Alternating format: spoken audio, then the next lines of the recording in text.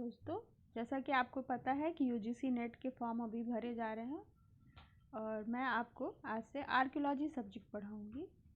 तो आज मैं सबसे पहले आपसे सिलेबस डिस्कस कर रही हूँ। ये जो सिलेबस है ये 10 यूनिट में बटा हुआ है।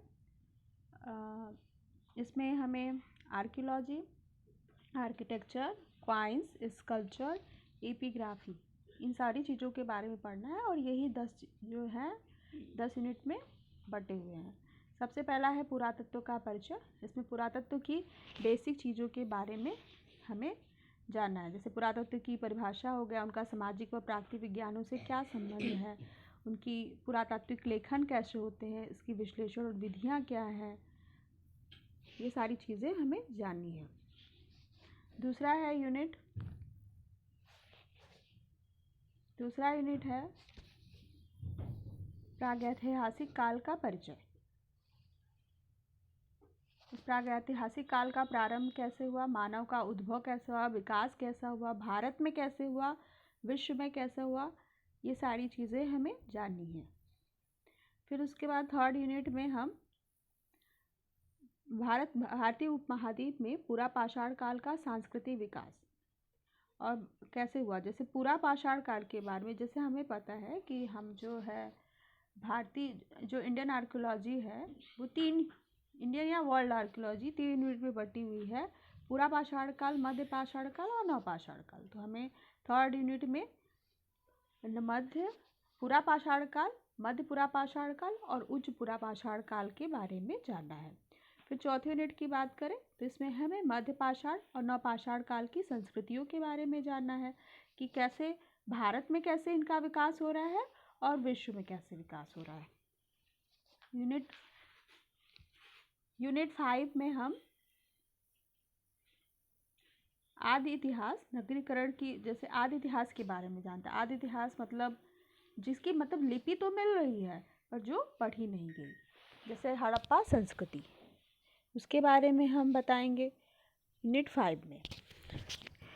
इसमें हम मेन हड़प्पा संस्कृति के बारे में पढ़ेंगे, जैसे ग्राम कैसे उसका पहले उद्भव होता है, ग्राम संस्कृति से कैसे कुछ लोग मानते हैं कि ग्राम संस्कृति से विकास हो रहा था, कुछ लोग कह रहे थे कि नहीं वो बाहर से आ रही थी, इन सारी चीज़ों के बारे में। फिर उसका पतन कैसे हुआ, ये सारी चीज़ें हम बताएंगे। फिर इसके अलावा हम उसमें ताम्रपाषाणी संस्कृति के बारे में बताएंगे।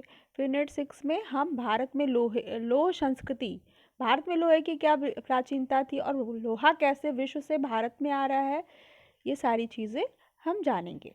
फिर यूनिट 7 की अगर हम बात करें तो हम इसमें स्थापत्य, मतलब हम जो बोले थे कि आर्किटेक्चर की चीज़ें भी हमें पढ़नी है, तो मंदिर वास्तु का विकास कैसे होता है या किसी भी स्तूप वगैरह का विकास कैसे होता है, मूर्तियाँ कैसे बन रही थी विभिन्न कालों में और प्रतिमाएं कैसे बन रही थी, ब्रह्मा विष्णु शिव कार्तिकेय गणेश की, ये सारी चीज़ें। और फिर मूर्ति कला के बारे में, चित्रकला के बारे में चीज़ें हम जानेंगे। फिर यूनिट 8 की बात करें तो इसमें हम पूरा लिपि शास्त्र का इतिहास और अभिलेख मतलब एपिग्राफी के बारे में पढ़ेंगे।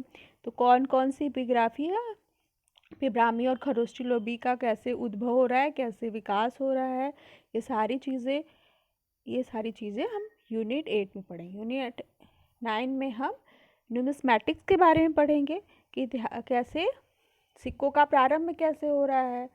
फिर विभिन्न कालों के सिक्कों के बारे में पढ़ते हुए पूरे मध्यकाल तक के सिक्कों के बारे में हमें अब बताना है।